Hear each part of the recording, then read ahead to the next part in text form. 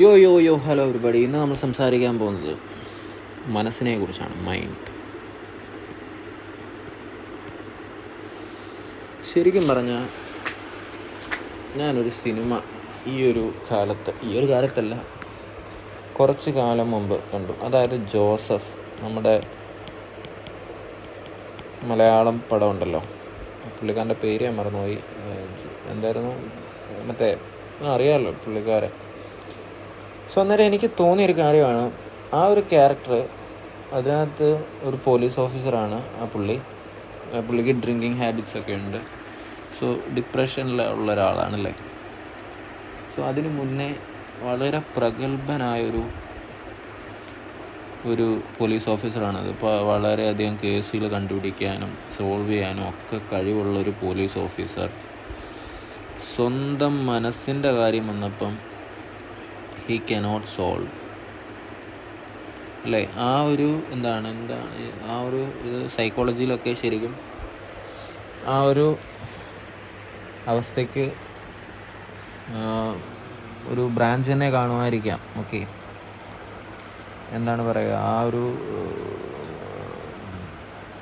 താൻ പണ്ട് സ്നേഹിച്ചിരുന്ന ഒരു കുട്ടിയുടെ മൃതദേഹം കണ്ടു കഴിഞ്ഞപ്പോൾ മുതൽ അയാളുടെ ജീവിതം മാറുകയാണ്. അതായത് ആ ഒരു ഷോക്കിൽ നിന്ന് അയാൾക്ക് പുറത്തു വരാനേ സാധിച്ചിട്ടില്ല.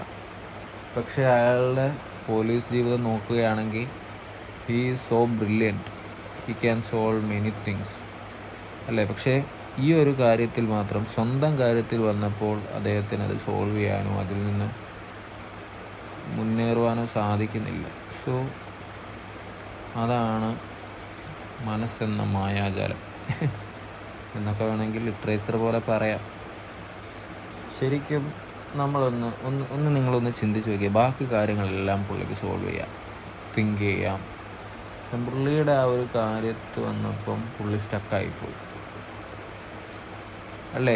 ഇപ്പം സത്യം പറയുകയാണെങ്കിൽ നമുക്കൊരു വേണമെങ്കിൽ ഒരു ഇത് ശരിക്കും ഒരു ഉപമയോട് നമുക്ക് ഉപമിക്കാം. അതായത് ഒരു 10 ടൺ ഭാരം വേണമെങ്കിൽ ഭാരം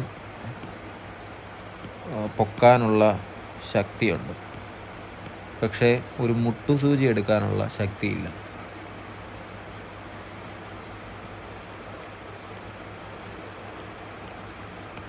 സോ അതല്ലേ ശരിക്കും സംഭവം. 10 ടൺ, അതായത് ഭയങ്കര വലിയ കാര്യങ്ങളൊക്കെ ചെയ്യാനുള്ള